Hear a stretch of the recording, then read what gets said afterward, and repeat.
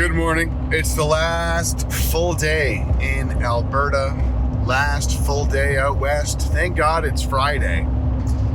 I am driving south to Lethbridge right now. Going to be meeting up with a couple people for a couple interviews. And I'm going to be stopping by the iconic Lethbridge Justice Center, Lethbridge Courthouse. I feel like I've seen it so many times on social media, videos of people doing reports outside the Lethbridge Courthouse. I mean, it really is I don't know, it's pretty, if you follow the aftermath of the convoy, it's like, I feel like it's a pretty iconic location at this point. You know, two of the Coots guys are still in jail. For those who care, for those who's paying attention. I've been trying to get out as many vlogs as I can while traveling and working, but obviously it's kind of been behind. I think I've only posted like 4 or 5, and this is my second last day. So, yeah, you know, I kind of wanted to just document it for myself and also show people like they're, you know, coming on the trip with me. Yeah, just something I can look back on, because I do think it's this trip means a lot to me. This project means a lot to me. This country means a lot to me, right? But you know, I saw a comment that was saying like, well, why does it have to be a secret? Why can't you just tell us who you're interviewing? That's a good question. And in the interview I did last night, somebody said, I just can't trust people anymore based on everything they'd been through. And yeah, I struggle with that too. There, you know, for those who don't know, I got really spooked after the convoy, not because I got arrested. I can't imagine how much more spooked I would be if I had faced more consequences for just interviewing people there or telling people to come to the convoy on fucking YouTube or whatever. But I was spooked because when Randy Hillier got arrested, I was on his bail conditions for like people he's not allowed to talk to. And that spooked me because it's like, well, you know, sometimes right-wingers make jokes about being on lists, being on a government list, being on a watch list. And that's really funny until you're actually like on an actual list, you know. For example, Jeremy McKenzie has made that joke for years. And through a Freedom of Information request, he found out that he was on a person of interest list after talking Reduced speed ahead. After talking about the Nova Scotia shooting, right? So it's unfortunate because I feel like anybody who has been through the ringer, I'm not saying I have been, I was a much less example, but yeah, you kind of get a little bit paranoid, you know? It's a really shitty feeling to be like, wow, government institutions are like, have it out for me. You know, that's, and you know, part of why I don't like trust anyone, it's like, you don't know people's intentions. You can't know what people's intentions are. You don't know who's talking to who and who's saying what. And, you know, something I bring up in these interviews a little bit is gossip. What is it like to be lied about? Because this is part of the disintegration, I would say, of patriotism in Canada. All these whisper campaigns happen, people start to hate and distrust each other, you know, subterfuge, subversion, who knows. I'm not going to point fingers at specific people or anything, but I don't know, people talk. There's people I've seen online, and I see what they say, I see what they care about, allegedly. I see their behavior. I see how sometimes they flip-flop or switch around.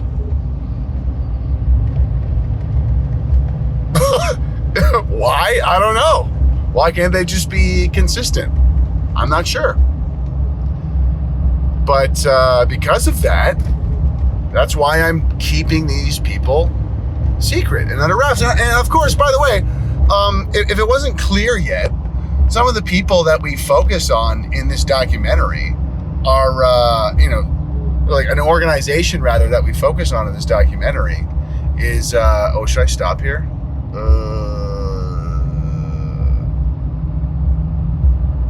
Nah. I kind of want to. Nah. Now I'm looking back. Regrets? No. I would like to get a little bit of a snack and a coffee, though. Anyway, what was I saying? Not being able to trust people. Yeah. There's an organization called the Canadian Anti-Hate Network, and they smear. They said they're proudly anti-fascist and they focus on the far right. They come up in this documentary, and they are a very bad faith organization who deploy all of the different, cancel culture tactics. Anything like muddying the waters, which would mean taking something you say and then associating it with criminal behavior, as if what you said is criminal when it's not. That's one, muddying the waters. Another one is guilt by association. Oh, you talk to this person?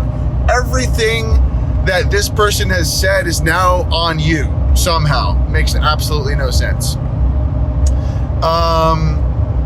And yeah, like tactics like this, unfortunately, are used and deployed in a very malicious, bad faith way.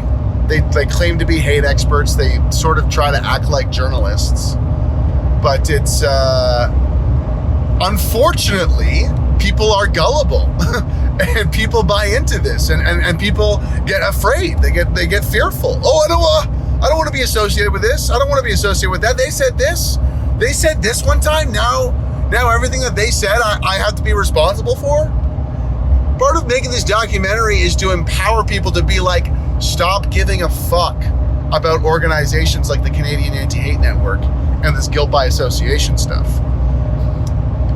So once this documentary is out and good to go, you will happily see everyone who's been involved. But right now,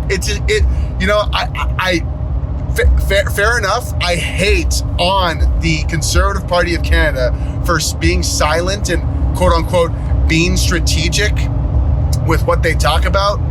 But that's because they, as a politician, as a leader, you need to stick your neck out. You need to be the one who's going to get the mud slung at you if you're a real leader. Okay? And it sucks that the Conservative Party is not doing that. For me, making this documentary, it's strategic because I'm not the leader of the Conservative Party of Canada. I'm just some journalist, political commentator, filmmaker, comedian sometimes, musician sometimes, guy. And it's a lot easier to crush me like a bug or to mischaracterize me or smear me or whatever. And so I don't want to expose myself or the people I'm talking with to that vulnerability. There's no benefit in it.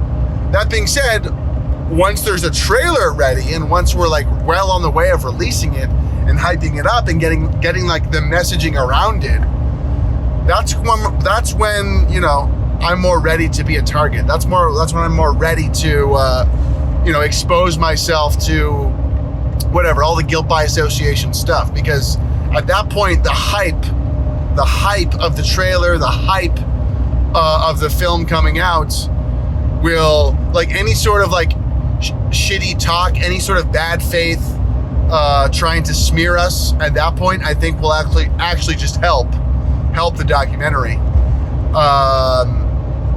Should I be sharing all of this? Should I be sharing all of my notes and all my like all my secret plans? Maybe this isn't wise to post. See, there's the paranoia again. There's the paranoia. There's the like not knowing Yeah, because again, it's like, for example, I'm not going to say who I interviewed, but after our interview, yesterday, they went home and they said they had a bunch of like police cars, like driving around their place.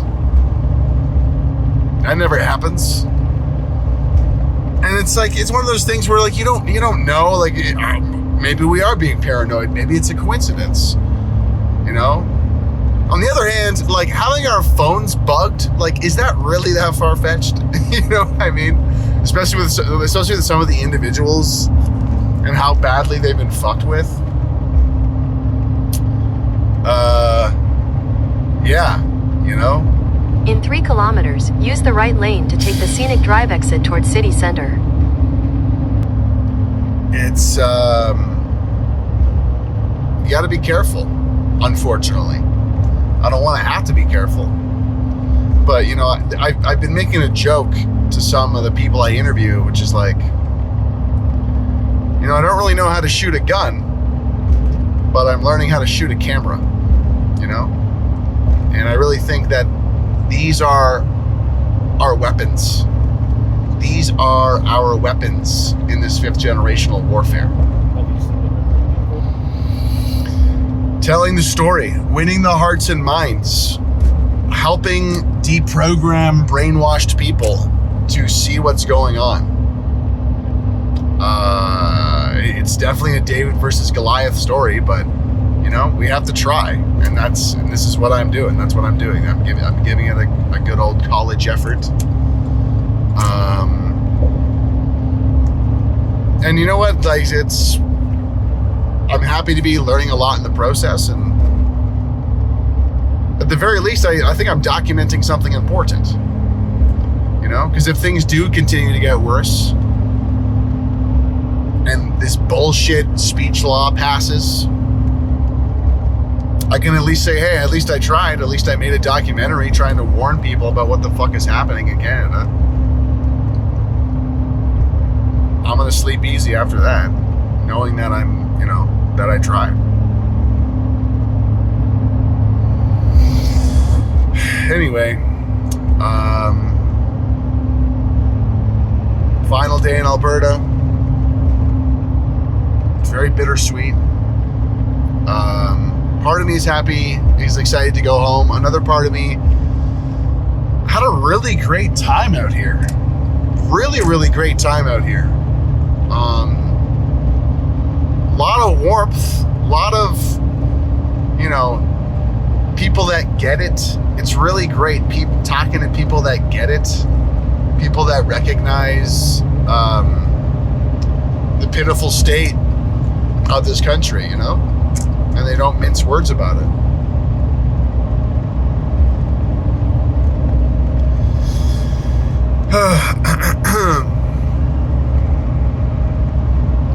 But yeah, I'm gonna keep hitting the road here, grab a bite to eat. I've gotten so good at clearing out my cameras on like my memory cards. Although I'm running out of, I think I've run out of space on my my cloud drive. 2 terabytes is filled up. So we had just enough space for all the content we're getting out here, all the interviews we're getting out here. Knock on wood, it's not over yet, but I think, yeah, we'll have enough space. Which has been a huge success. Huge success. I'm at 8 interviews right now. That's not including members of Archer Pawlowski's family and a few other kind of adjacent cutaway interviews. But like, you know, 8 main camera, double angle, or triple angle if you include the camera on me, interviews. And I've run out of release forms. So for a documentary like this, I need to get your signature and some of your information to get, like, you know, the rights to distribute your likeness in a documentary film that's going to be distributed internationally. But I ran out of release forms, model release forms, so I had to photocopy more. Once again, the people who are hosting me are the absolute best people. But it's been good. It's a good problem to have. Really filled in all the days. I remember, it's funny looking back on my first day here, where I'm like, wow, 2 interviews in 1 day. This is amazing. This might be the best day of the trip. I've had like 1, 2, 3 other days like that, and there'll be a 4th day today like that. So, 2 interviews in a day ain't no thing. Ain't no thing. Piece of cake. I'm definitely learning a lot about shooting as well, which is great. But yeah, anyway, I'll leave it at that. Maybe there'll be an update later on, probably. But for now, we'll talk to you later. Talk to you soon.